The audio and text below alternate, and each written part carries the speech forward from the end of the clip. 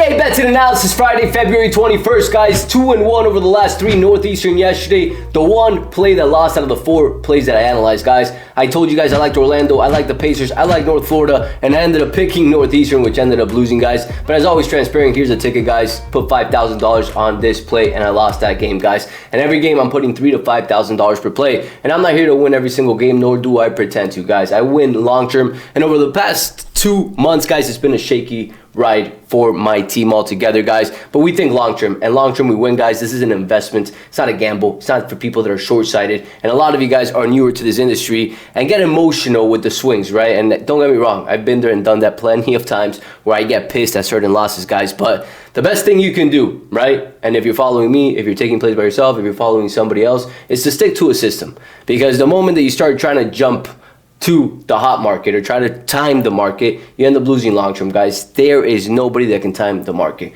Not Warren Buffett, not Ray Dalio, not Las Vegas, guys. And they're a billion-dollar industry. Nobody can time runs from certain cappers or certain investments or any investment in general, right? The best thing you can do is practice discipline and stick to a system, whether it be mine, whether it be yours, whether it be somebody else's, guys. Do your due diligence. See that the person you're following has provided long-term results and they're putting their money where their mouth is, guys. I bet $3,000 to $5,000 per play because I do this professionally, guys. Not betting $200, $300, $400, $500 per game, guys. I'm betting a lot more than that, and I make hundreds of thousands of dollars doing this long-term. Not over a month, not over a week. Over a year, I do that, guys. So with that said, yesterday, shame that we lost that. Today we bounced back, and I'm focusing on NBA today, guys. NBA, there's 2 games that stand out to me quite a bit. And before I start today's analysis, guys, if you guys are growing, learning, finding these shows valuable, I'll ask for returns for you to share, guys. And one thing that I want to mention here for those that watch this and support the show, guys, you are doing something special. You are investing, not gambling. 99% of this industry gambles.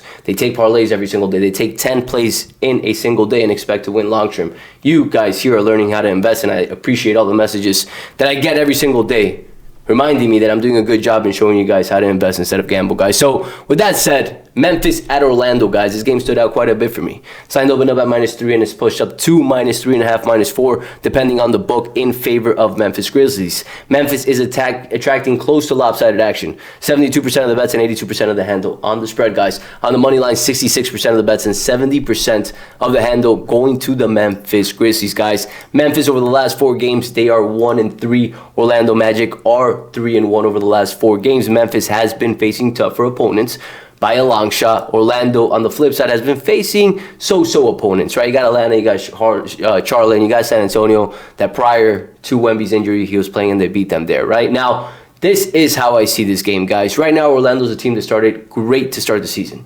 Started great, then they got plagued with injuries, and right now they're starting to come back from those injuries. Right now, their main 2 players that are injured right now, guys, are Suggs being one of them, and of course Mo Wagner, their backup center, which is out for the season. We already know that. Cole Anthony is questionable today, and somebody that we want to pay attention to see if he's going to play or not, because he's their starting point guard right now, guys. Now let's look at the stats that matter. I'm going to pull up team rankings first to show you guys this. The regression that Memphis has had over the last 3 games and in general, right? These guys have been winning games. They're on top of their standings, guys, yet nonetheless they are going through it right now. Very similar to Alabama a few days ago. They're great. Doesn't mean that they're not going to regress. Everybody regresses, right? And little things, right? Offensively, they're pretty dominant altogether on the season. But over the past few games, guys, let's talk about effective field goal percentage. It's gone down from 55.9 to 51.7, guys. Shooting efficiency also down, guys. Defensively speaking, Orlando is where they thrive, guys. They're a great defensive team. They're at home. And to me, guys, you're catching Orlando at 4 points, 3.5, 4 points, right?